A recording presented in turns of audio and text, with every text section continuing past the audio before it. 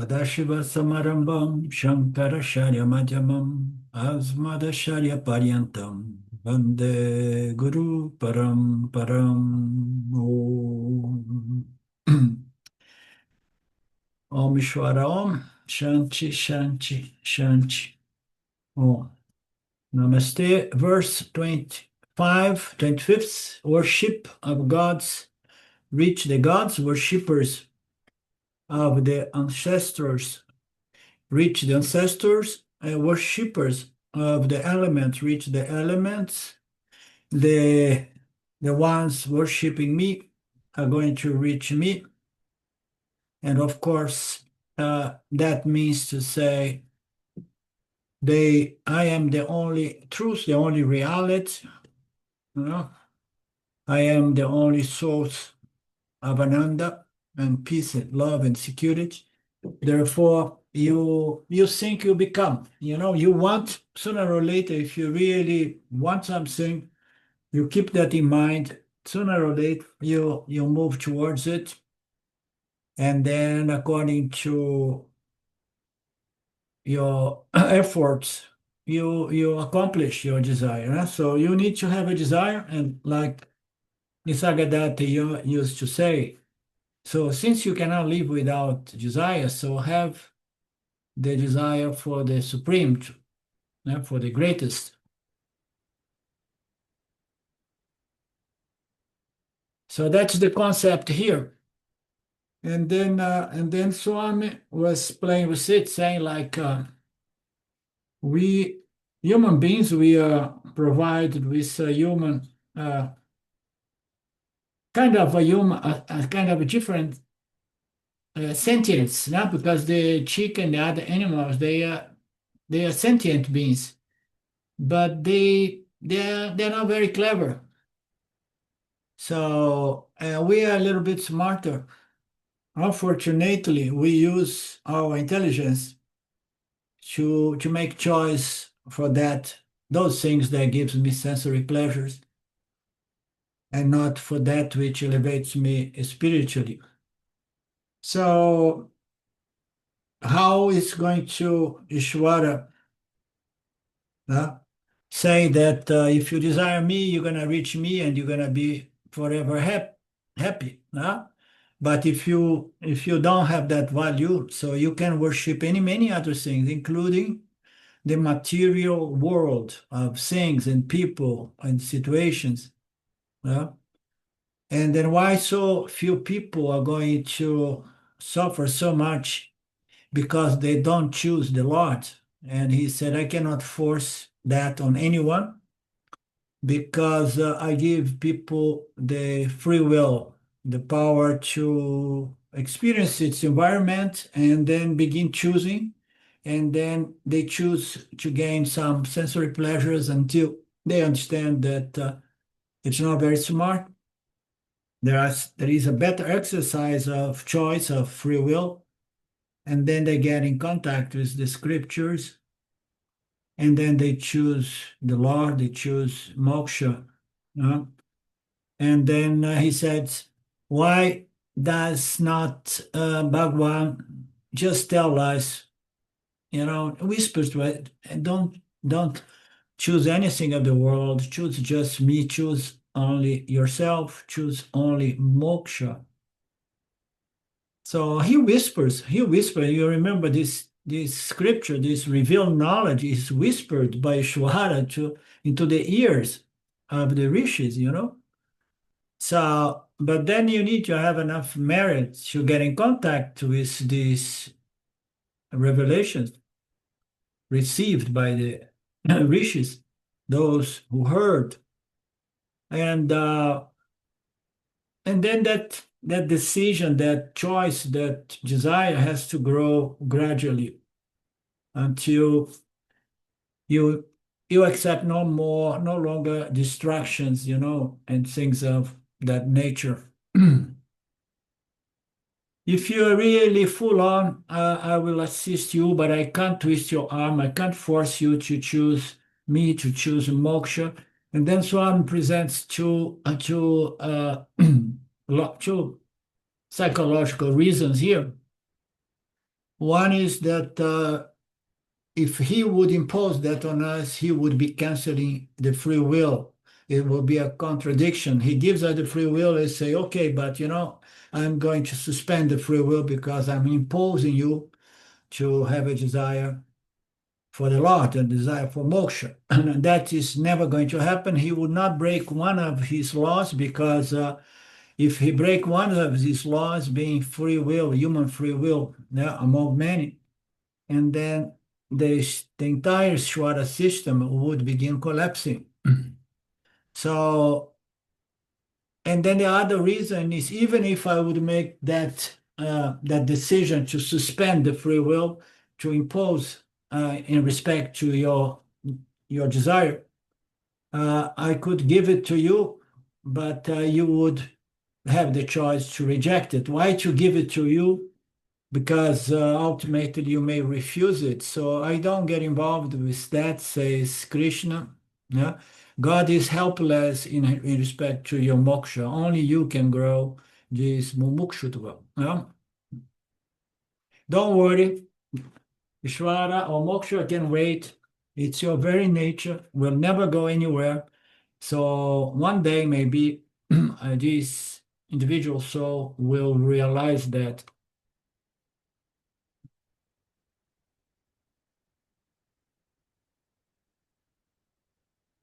But if you want money, you go to Lakshmi Devi, yeah? And among many gods. So, and then we go about money worshippers get money, worshippers of ancestors, and so on, as it says the verse. So I'm saying this is based on the famous Upanishadic statement. So this is extract from one of the Upanishads. Let's see which one. Whatever you worship, you become. So this is it's a nice kind of concept because desire is what moves us. If you don't desire, you are absolutely tamasic and you're just stuck. So we just grow in respect to what we desire.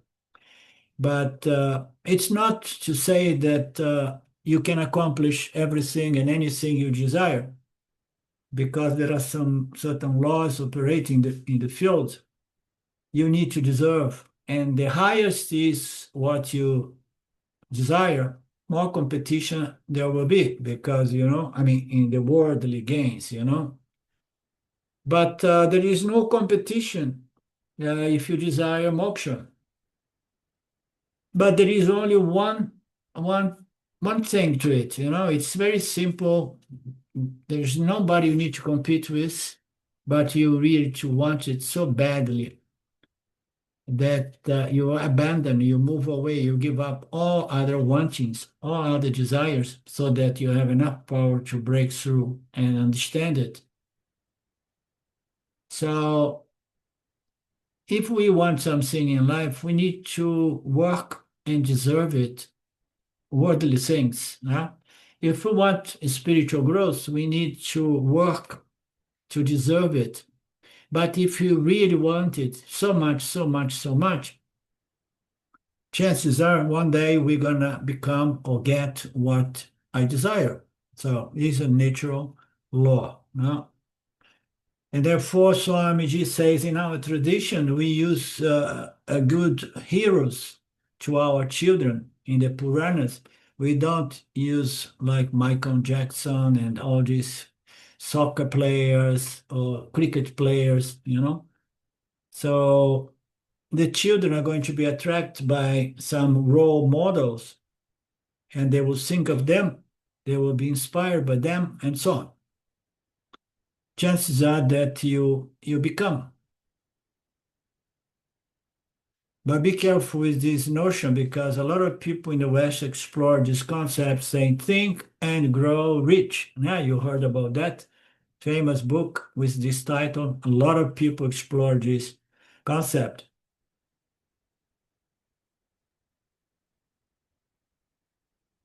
You talk about the guy of the of that movie that was number one to Arnold Schma, I cannot pronounce the name as well, so I'm here says it's unpronounceable name. Mark knows how to pronounce some. Arnold Schwarzenegger. Is that the right pronunciation, Lynn? Yeah, I don't even try. Okay. So if you're fascinated for him, the first thing you're gonna do is to try to become a RoboCop in your life and get those guns and something like that. So leaving it all behind, here there is a paragraph that says, then Bujeyaha Bhutani Tatata. So if you worship the elements, huh? With the five elements, I would say. So many devatas are mentioned. Some of these devatas are worshipped by going to smasanas. I don't know what is that. It's the cremation ground. And then you're going to be worshipping this in the cremation grounds. It seems you are worshipping some tamasic deities, okay, by doing some black magic and things like that. And then you're going to be worshiping some tamasic deities, which is interesting concept. So depending on one's nature, so you can invoke some Rajasic deity, Tamasic deity. Why Tamasic deity? Because if you want to bring up these asuras or these tamasic gods, usually it's just like to destroy someone because you are envy or because you want something the other has and you do not. Think tamasic lifestyle, tamasic ghosts, tamasic gods. So if you go for Rajasic, so you're gonna get to worship some Rajasic deities to get your Rajasic goal. Swami does not mention here to invoke some sattvic deities so that you can get a sattvic goal, such as self-knowledge and moksha. You get that through the scriptures, which is pure knowledge. Whereas Krishna says, Madhya Janaha, those who worship me, the ultimate sattvaguna, represent my nirguna nature. Who represents Brahman? I represent my true nature as nirguna Brahman. I represent your nature, therefore I represent the potential for moksha, potential for purnatvan, potential for shanti in your life. These people will come to me, they will not come to these other deities. I represent your nature, therefore your nature is ananda, is fullness, is moksha.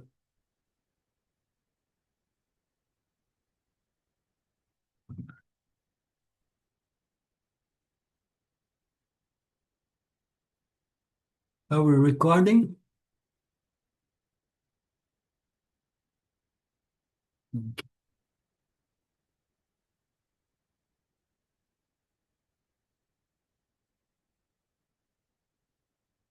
And that takes us to the next verse, 26. He keeps talking, and then he's going to address some technologies on how to do some certain pujas, some rituals. With devotion, whoever offers me a leaf, a flower, a fruit, or whatever, that devout offering of the pure mind, I will accept. So he's trying to present here a concept of worship, devotion, and offering, oblations, and things like that. And in one's rituals, or in one's puja rooms or altars, one may, especially if you live within that culture, you offer things to the Lord. So we have seen in satsangs many times people bring flowers to the Guru addressing the disciples, or fruits, water. So the pure-minded one offer something of higher value, wanting something of the most highest possible value, which is self-knowledge and moksha. So here Swami goes about explaining the technology of these rituals. He says that there are some niskama bhakti and there are sakama bhaktis. For each one of those, we have some sakama rituals and niskama rituals. So what is somehow interesting for me here to hear, to listen, to read, is that there is such a thing as niskama rituals as well. So there is such a thing as rituals for self-knowledge as well, because I would never really imagine that, because rituals usually, I always saw rituals as something at the very beginning of the Vedas, because you do things to try to remove the obstacles between you, your desire and the goal. Yeah. So, but once your desire is purification, refinement, and preparedness, and so you and Niskama Bhakti, you are more interested in offering your actions, day-to-day actions. So in my mind, it transcends the need to do ritualistic exercise, verbal and action exercise. So, but here it says that there are such things as Niskama Bhaktis and even some Niskama rituals aiming self-knowledge and moksha.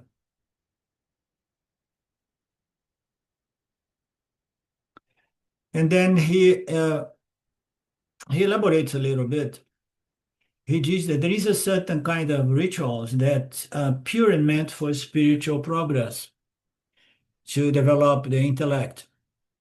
But then he comes in a progressive Chitta Suji, and then Guru Papti, Jnana Papti, Moksha Papti. Did you understand this sequence here, what it means? It says first that there are niskama rituals. One of them is even for spiritual progress. And then I believe another one is for Chitta Chudi, qui est a refinement of the intellect, right? And then Guru Prapti. What is Guru Prapti? Gaining a guru. Ah, Gaining. encountering a guru, okay. And then there are some for Jnana.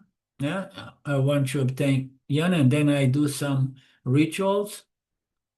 And I do rituals even for moksha. So this is interesting.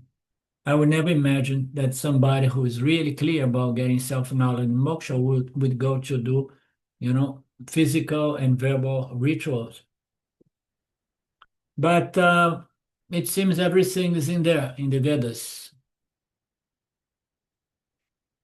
Both types of rituals there, niskama and sakama. And then he goes about elaborate on something that I heard before, because I got through this chapter in Portuguese language, and I have seen it in some other mentions of Swamiji. When you want some things of the world, of this world, physical material, and if your desire is only for me and myself alone, you are going to perform rituals. And everything is very important, the time, the way you do, the dress, and all these things. I find it is extremely irrelevant to us. Therefore, I'm going to pass over it without paying much attention. Okay, even the dress, how many priests have to be there while you're doing your rituals, because now you need to marry your daughter and so on. Everything is fixed and you can make no mistake. You have to really study the technology and obey the rules. If you violate the rules, you fail. Or you have to immediately do prayashitam, which I don't know what it is. But it Amends. Yes, right, atonement.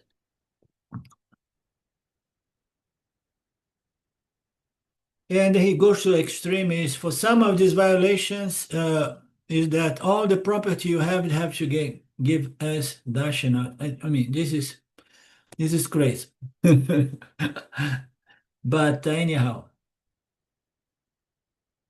and then Psalm says that the more ambitious you are, the higher is the result you want to get. The more difficult it is to follow the technology, and more risk as well, because you may have to pay a terrible prayashitam, you know.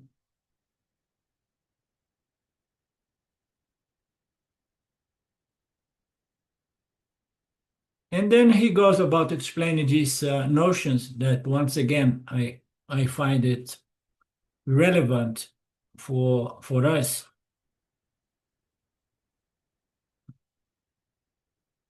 And he said, the higher the benefit you seek, the more complex are the rituals and the pujas.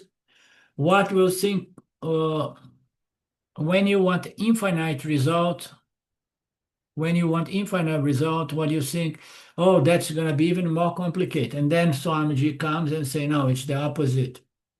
When you want the infinite, there is no complication in the puja and in the rituals. That is the bottom line. Krishna says that the beauty is when you want the highest result, which is to know, realize your pure, real, intrinsic nature as limitless conscious existence. When you want that, the puja is very simple. If you do puja, you don't need to do puja, but if you do puja, you don't even get much the concept of puja, but it's oblation, offering something, please. So we do that by saying shanti, shanti, shanti. So please remove those three kinds or natures of obstacles that may prevent me from growth, from elevating myself, purifying, and so on. So he keeps repeating the same thing. Those Sakama Bhakti involves difficult and complex rules, whereas Niskama Bhakti, the rules are very loosened. You can do mistakes. Why? Because I don't know why. None of this makes sense to me. Okay? Anyhow, I never could understand the connection between doing all these pujas with with the with achieving the results you want, believing that I'm achieving through my pujas. One time I read in the book of Swamiji, of Swami Shimayananda, not Shimayananda, Dayananda. He would say people do so much pujas, rituals, and so on to gain things. And then when they have success, they praise the rituals and the people there on the temple who helped you to do the ritual, and they don't understand that meanwhile they were just acting in conformity with the desires and invoking Ishvara. So the action is what counts the most, and that makes most sense. And if you act, invoke Ishvara, Shanti, Shanti, Shanti, so that any possible obstacles here. But for that, you have to have a desire for something really great, not just a new car or a new house. You need to ask for something so genuine, something so, essential in your life. And there is nothing more essential than spiritual wisdom. When you want that, who cares about the way you do a ritual? You can make all kinds of mistakes because Ishvara see the intent, the motive. This is a pure-hearted person. It wants the highest. And he does not need to go about doing all these rituals that I myself do not understand much the reason for that.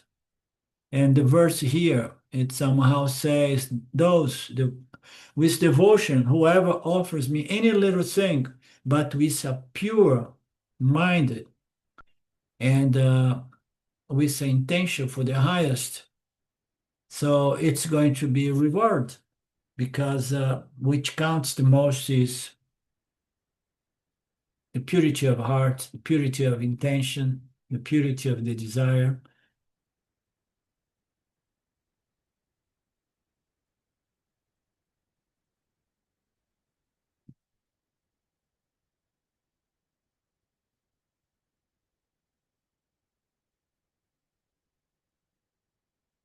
When I heard Swami or read Swami Dayananda saying that, I said, "Oh, thank you, Dayananda." So I'm not the only one.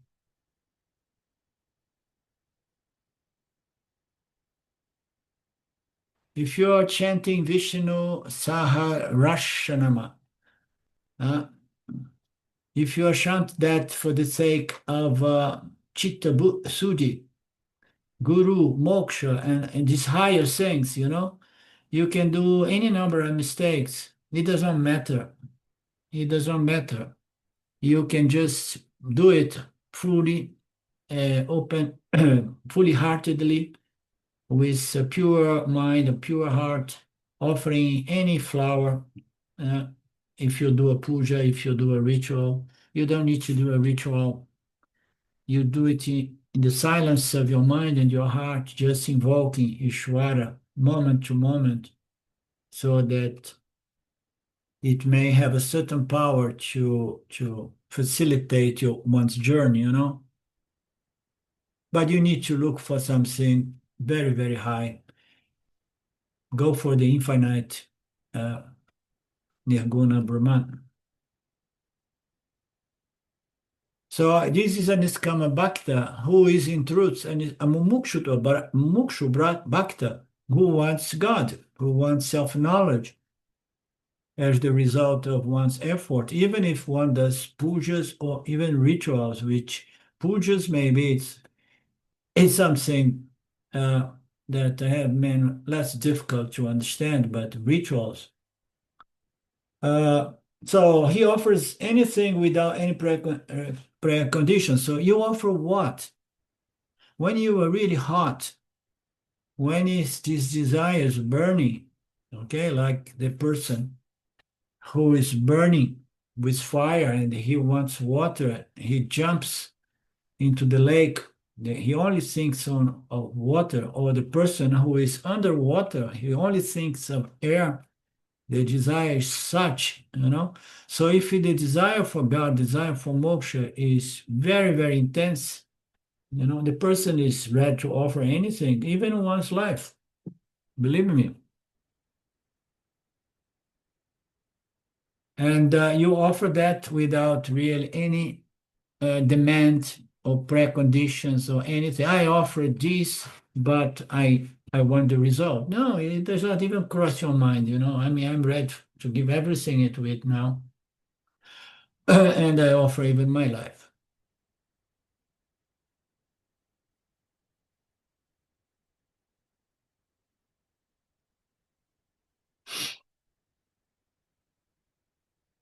What is important to understand here? To use the 7th chapter language. So you are a devotee or bhakta interested in artha and kama. Artha, artarti, jnanasu, or yani. So if the person is into artha and artarti, what is artarti? Artarti. Could it be the similar to kama, artha and kama?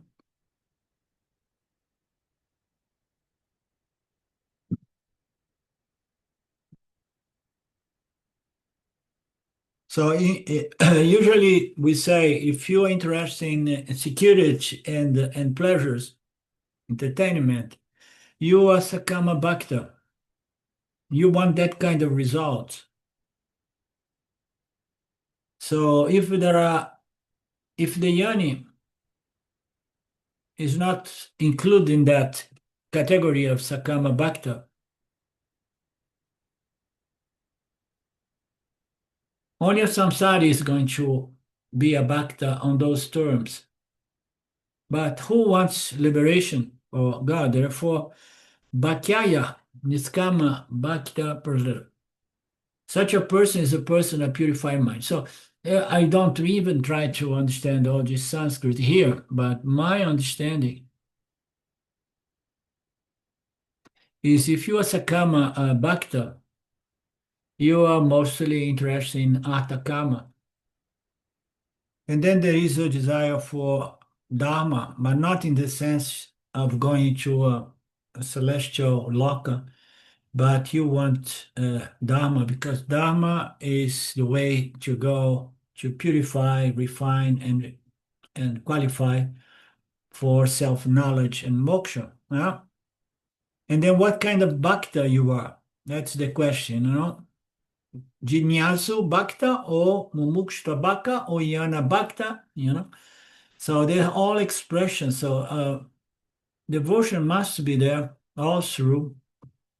And to me, is the mumukshu bhakta is the one ready to give anything he has into that, you know, because all other desires they become insignificant.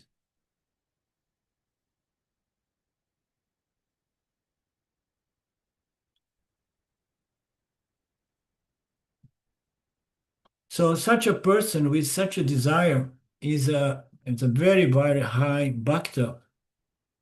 It's purified, the mind is purified. He does not have desire for finite goals.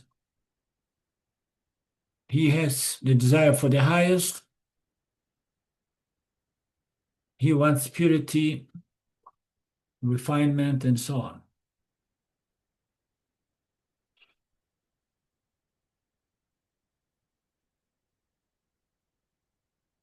A lot of Sanskrit that I don't even try to go there. If you guys want to explain, be my guest.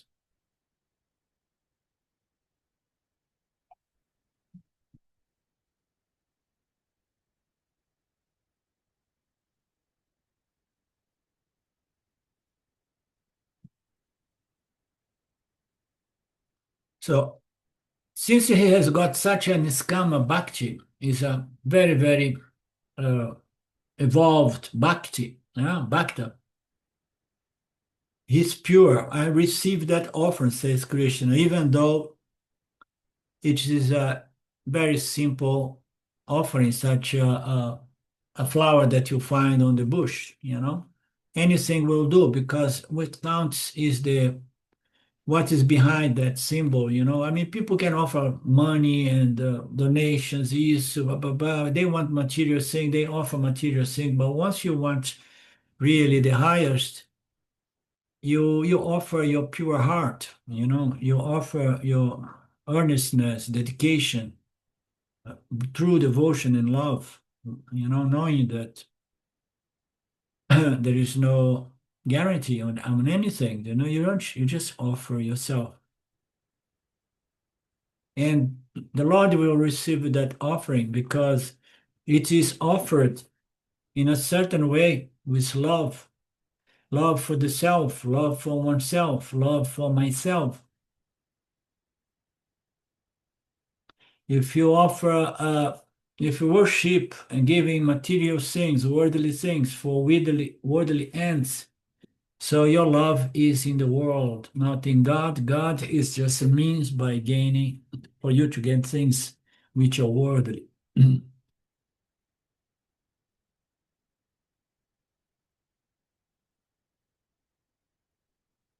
I need to pause here. You remind me that I need to record again.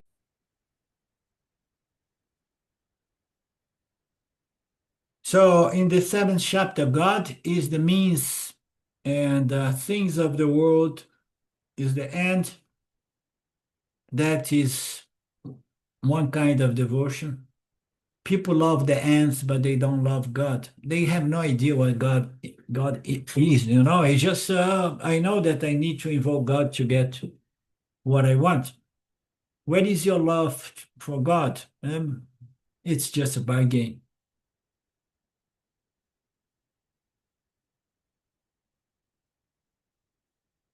So, and he talks about, he presents an analogy everybody loves the end. We have looked into this insight recently. It's a good insight, you know. Everybody is really like, okay, this is my goal, and I keep and go. The journey, I don't care, you know. I care for achieving my destination, my goal. Yeah. So he presents the analogy of a bus that usually we don't really enjoy much the journey, but we want to get wherever we want to get.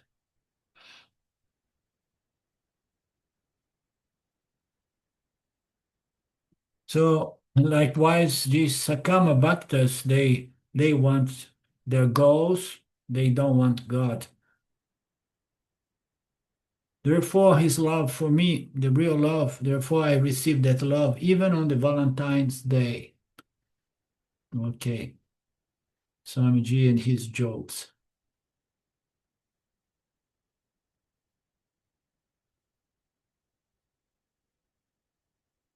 And you can use any kind of a symbol, no? Medium, a flower or leaf, or a little sweet, a little chocolate.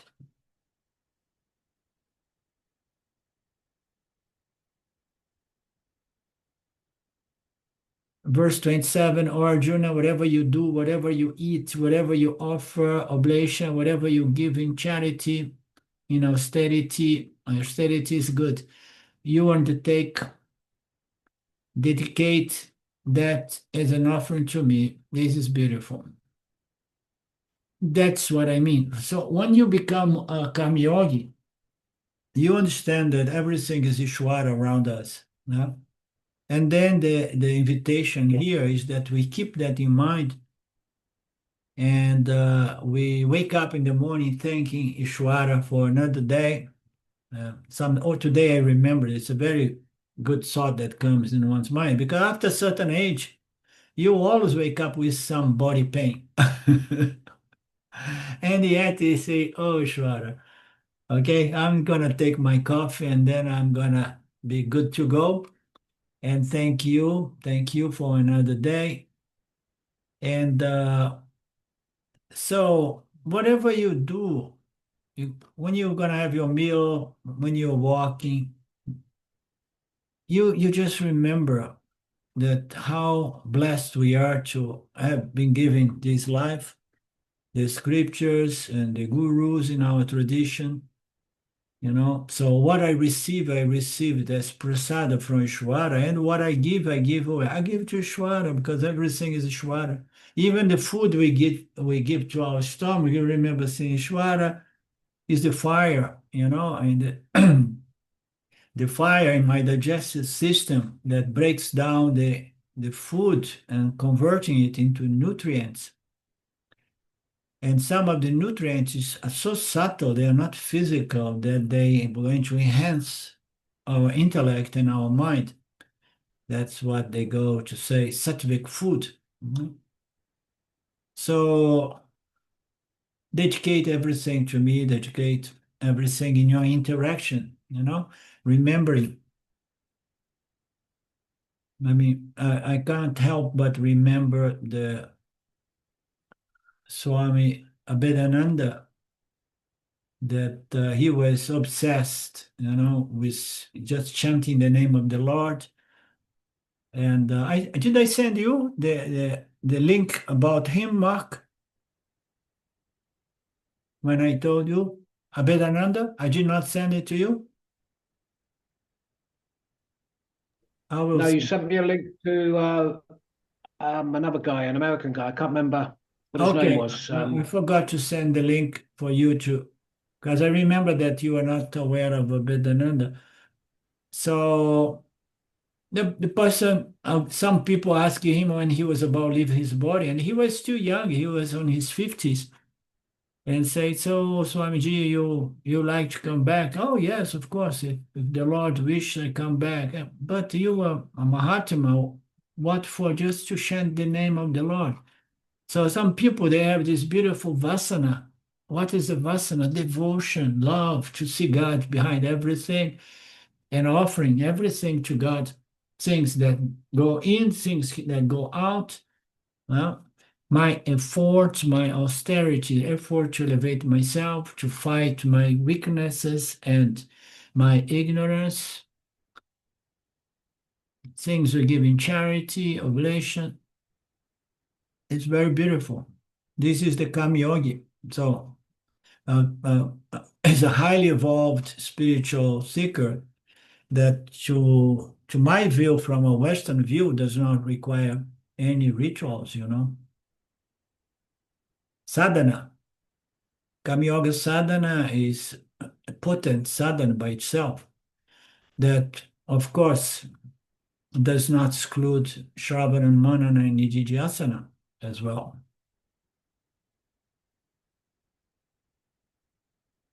Even if you live in a desert, don't worry. Just give a little grain of desert sand. Offer something. Is the intent. Remember me, remember me, remember me. That's the offering. You are going to have to do things, offer your actions to me. You're going to need to eat something, even if you live in the desert. So offer that thing that you're eating to me, because I am within you. You need to drink water. Offer this water to me. So these rituals are beautiful. I guess they help people to remember that everything has to be received from Ishvara and offered back to Ishvara. This ritual is a practicing, that maybe helps us to carry on during our interaction with our life, day-to-day life. Everything is the Lord.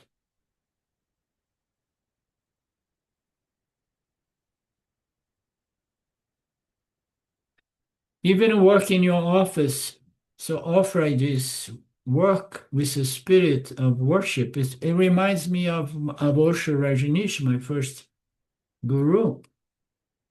As you know, he was into Buddhism, and he clearly told us that there is no God. Okay, that there is only, you know what, he replaced a certain point when he started hammering that there is no God, there is no God, there is no God. He was just saying like a thing, there is only existence, and without any elaboration of what is existence. You understand? And he starts saying existence, existence, existence, and you look and see what is existence. Nobody was telling us what was existence. But he wants us to work to build his ashram all over the world. And he said, okay, there is no God, this and that, but since he knew the Vedas and the scriptures in general, he had a huge library, private library. He said, so you are going to work to build a community. And how many days? 7 days a week. How many hours? 10 to 12 hours every day. And that was the case. But I was so happy because it was the dream of building our community, and with people from all over the world and so on. And then he said, and this work is not going to be work, it's going to be worship. And again, no elaboration. I say work, worship. The word seems a little similar, but what is the difference? What is worship? So, what was the meaning of worship, but passed to all of us? It's not work, it's a meditation. A meditation on what? It's not like giving anything to God or receiving anything to God. It's just working to build a community with a mind. Keep in mind that that's your meditation. What kind of meditation? Mindfulness. Be mindful of what you're doing moment to moment. That was worship. Everything is worship, means to say everything is meditation, and there is no question of God being involved as the giver and the receiver of our actions. Unbelievable. But anyhow, we had a good time.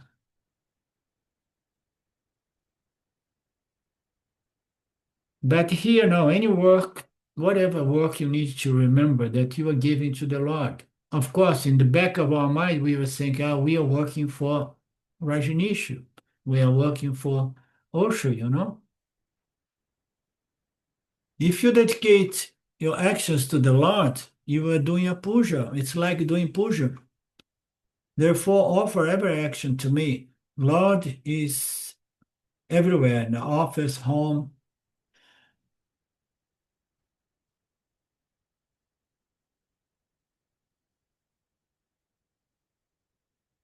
And then he plays a little joke here. He say, "Don't you how to offer if you ask Lord is at home, because it is my puja room is there."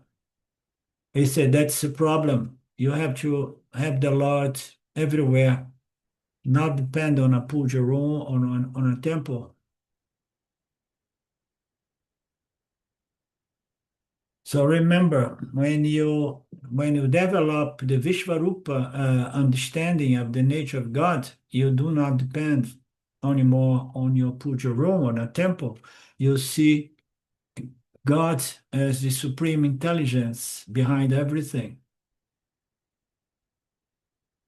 Lord is everywhere because Lord manifests as everything.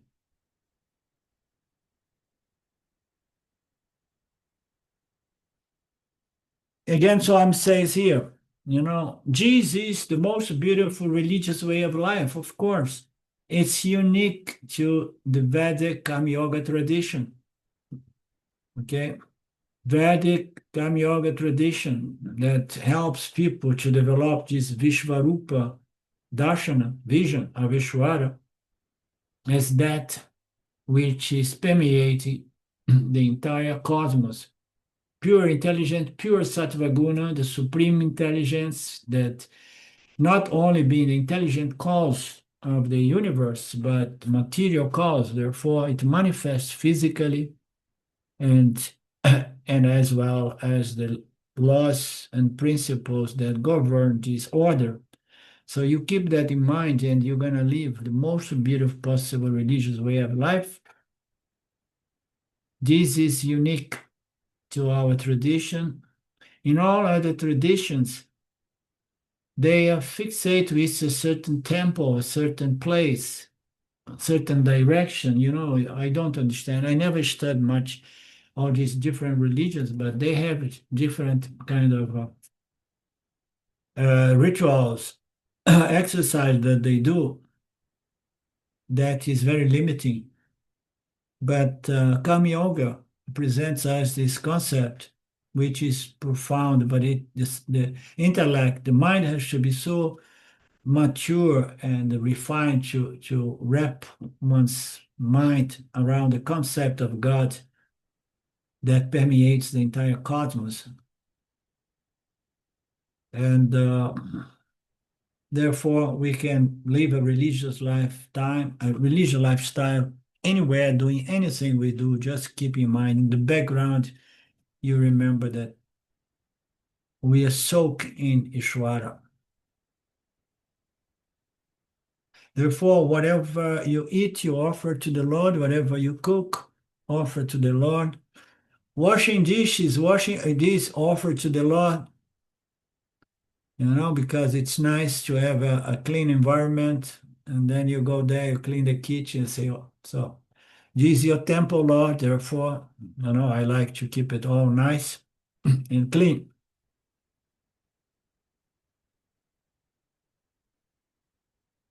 When you get your food on the plate, don't swallow it quickly. Just remember it and offer to the Lord first. You just be grateful to the Lord for bringing that food to your plate and offer to the Lord, because ultimately everything is the Lord. The Lord is inside of your stomach as well. Offer that food to the Lord inside the fire of your digestive system. Is called Prajnagyahotram, and you can even claim that I do Nityan Gyanyahotram. Even though the secret is what? You are eating, whatever you do, you're offering to Ishvara.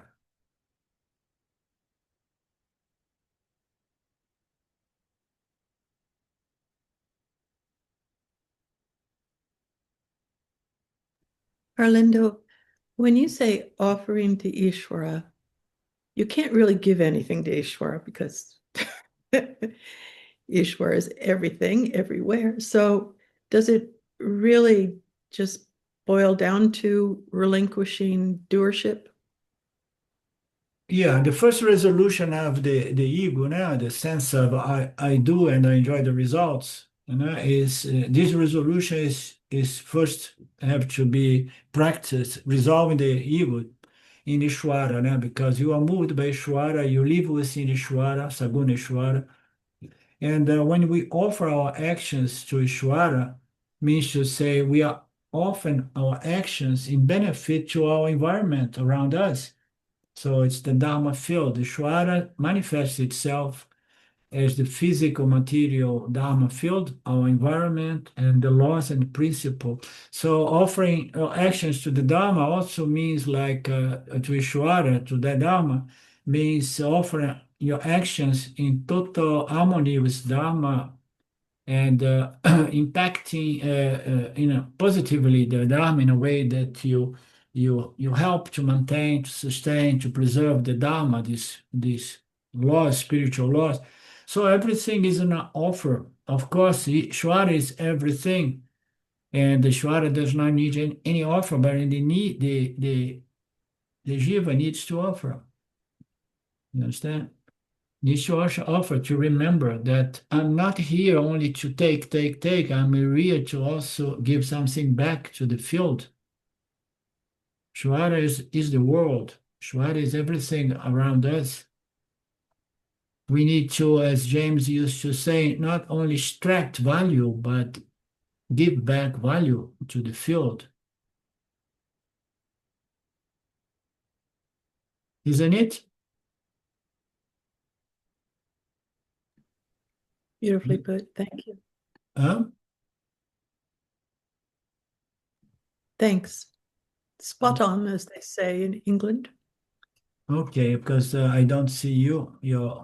Your camera was closed. I did not know. Oops. Okay, if we can offer charity, we can offer money, we can offer many things, pujas in our puja room. If you remember all those earthquake victims, also God.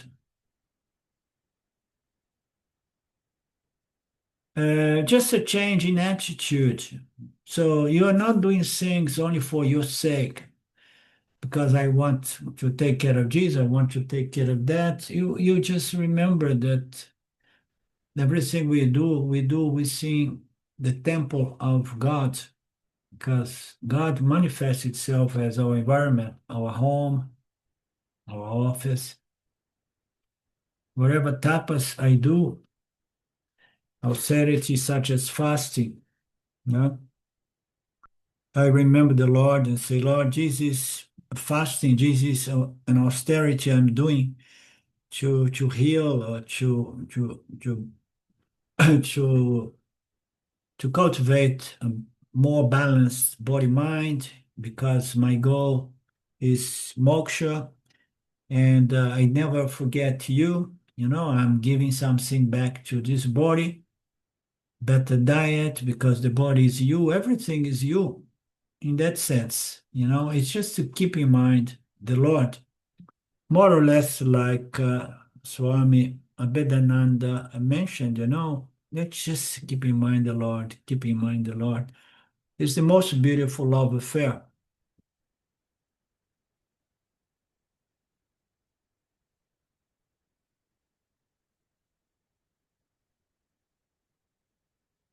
Consumption, you want to have so much dreams and of consumptions, and I want Jesus, I want that. But one can simplify one's life, giving up all those futile desires and live a more simple, austeric lifestyle, simple life.